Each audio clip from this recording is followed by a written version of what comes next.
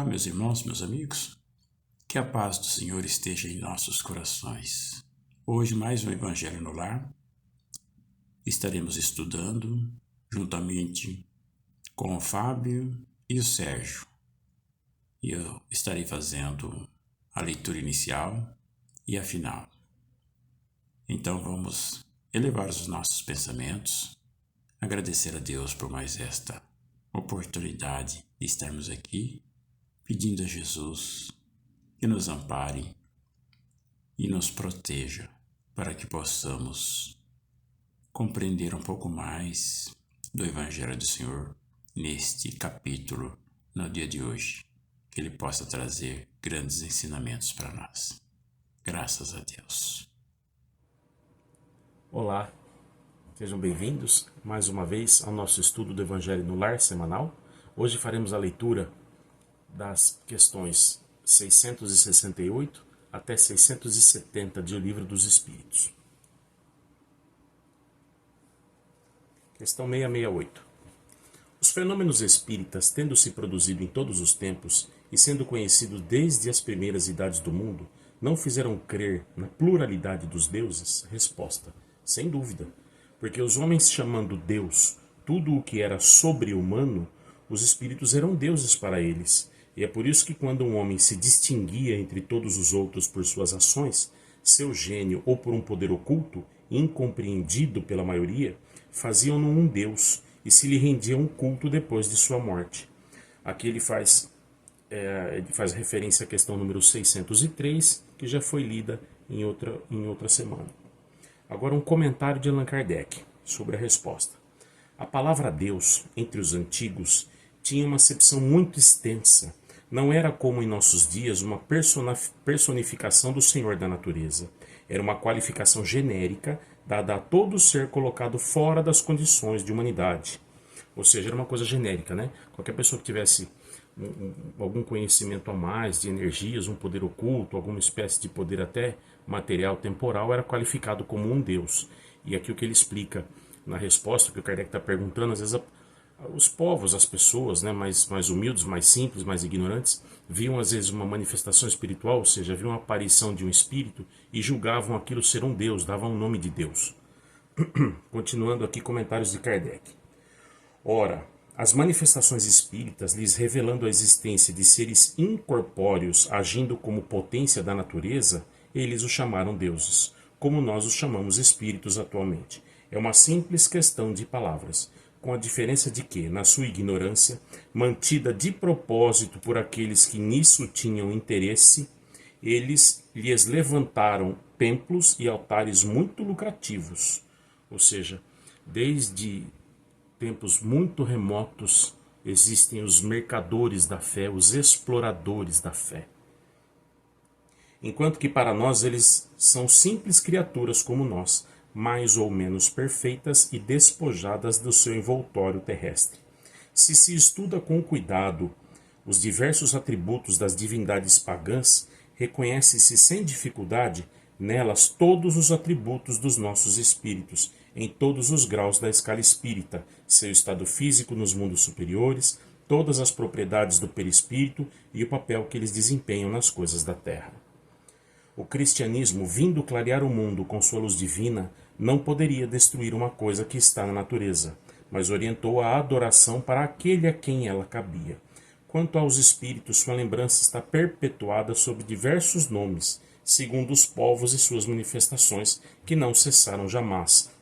Ou seja, em várias culturas foram criados esses, entre aspas, deuses, né? E também em função de manifestações espirituais, várias culturas antigas, né? Várias tradições antigas e com nomes diferentes, né? E ele explica aqui, então, que antigamente a palavra Deus tinha uma acepção muito mais ampla, diferente de hoje, como a gente acredita em um Deus, né? Para eles, Deus era uma coisa mais ampla, assim, o significado da palavra. Quanto aos espíritos, sua lembrança está perpetuada sob diversos nomes, segundo os povos e suas manifestações, que não cessaram jamais. Foram diversamente interpretadas e frequentemente exploradas sob o domínio do mistério. Enquanto que a religião aí viu fenômenos miraculosos, os incrédulos viram embustes. Hoje, graças a estudos mais sérios, feitos com mais luz, o espiritismo, liberto de ideias supersticiosas que o obscureceram através dos séculos, nos revela um dos maiores e mais sublimes princípios da natureza. Questão 669. O uso de aqui é o subtítulo Sacrifícios. O uso de sacrifícios humanos remonta à mais alta antiguidade. Como o homem pôde ser levado a crer que semelhantes coisas pudessem ser agradáveis a Deus? Resposta. Primeiro, porque eles não compreendiam Deus como sendo a fonte da bondade. Entre os povos primitivos, a matéria se impõe sobre o espírito. Eles se abandonam aos instintos da brutalidade e é por isso que são geralmente cruéis, porque o senso moral não está ainda desenvolvido neles. Depois, os homens primitivos deviam crer naturalmente que uma criatura animada tinha muito mais valor aos olhos de Deus que um corpo material. Foi isso que os levou a imolar primeiro os animais e mais tarde os homens, visto que, segundo sua crença falsa, eles pensavam que o valor do sacrifício estava em relação com a importância da vítima. Na vida material, tal como a praticais geralmente, se ofereceis um presente a alguém, o escolheis sempre de um valor tanto maior quanto quereis testemunhar mais amizade e consideração à pessoa. Devia ocorrer o mesmo com os homens ignorantes em relação a Deus. Aqui, subperguntas dentro da pergunta. Assim, os sacrifícios de animais precederam os sacrifícios humanos? Não há dúvida quanto a isso. Segundo essa explicação, os sacrifícios humanos não teriam sua fonte num sentimento de crueldade? Não, mas de uma ideia falsa de ser agradável a Deus. Vede Abraão. Depois, os homens deles abusaram imolando seus inimigos, mesmo seus inimigos particulares. De resto, Deus não exigiu jamais sacrifícios, não mais de animais que de homens. Ele não pode ser honrado pela destruição inútil de sua própria criatura. Questão 670. Os sacrifícios humanos, feitos com uma intenção piedosa, foram alguma vez agradáveis a Deus? Não, Não, jamais. Mas Deus julga a intenção. Os homens, sendo ignorantes, poderiam crer que faziam um ato louvável imolando um de seus semelhantes. Nesse caso, a Deus não interessava senão o pensamento e não o fato. Melhorando-se, os homens deviam reconhecer seus erros e reprovar esses sacrifícios que não deviam mais entrar na ideia de espíritos esclarecidos. Eu digo esclarecidos porque os espíritos estavam, então, envolvidos por um véu material, mas pelo livre-arbítrio eles poderiam ter uma percepção de sua origem e de seu fim, e muitos compreendiam já, por intuição, o mal que faziam, embora não o fizessem menos para satisfazerem suas paixões. Então aqui ele explica o seguinte: Deus reconhece a nossa ignorância, os nossos tempos de ignorância, não é? Então, se eles faziam o sacrifício, que era uma coisa não exigida por Deus e obviamente reprovável, Deus entendia que a intenção deles era louvável. Portanto, digamos que eles teriam uma responsabilidade menor com relação a isso. A partir do momento que o espírito se esclarece e passa a ter ciência de que aquilo está errado, se ele perpetua no erro, aí sim a responsabilidade dele aumenta aos olhos de Deus e aos olhos da razão, aos olhos da ética, enfim. Pois bem, amigos, esse foi o estudo de hoje e um grande abraço a todos. Questão 671. O que devemos pensar das guerras santas? O sentimento que leva os povos fanáticos a exterminarem o mais possível para serem agradáveis a Deus aqueles que não compartilham de suas crenças, pareceria ter a mesma origem que aquele que os incitava outrora ao sacrifício dos seus semelhantes? Resposta: eles estão possuídos pelos maus espíritos e, guerreando com seus semelhantes, vão contra a vontade de Deus, que disse que se deve amar seu irmão como a si mesmos. Todas as religiões, ou antes todos os povos, adoram o mesmo Deus, tenha ele um nome ou tenha outro. Como provocar uma guerra de extermínio, porque a religião de um é diferente ou não alcançou ainda o progresso dos povos esclarecidos? Os povos são execusáveis de não crerem na palavra daquele que estavam animado pelo Espírito de Deus, enviado por ele, sobretudo quando não viram e não testemunharam seus atos? Como quereis que eles creiam nessa palavra de paz, quando ides dá-la de espada em punho? Eles devem se esclarecer e devemos procurar fazer-lhes conhecer sua doutrina pela persuasão e pela doçura, e não pela força e pelo sangue.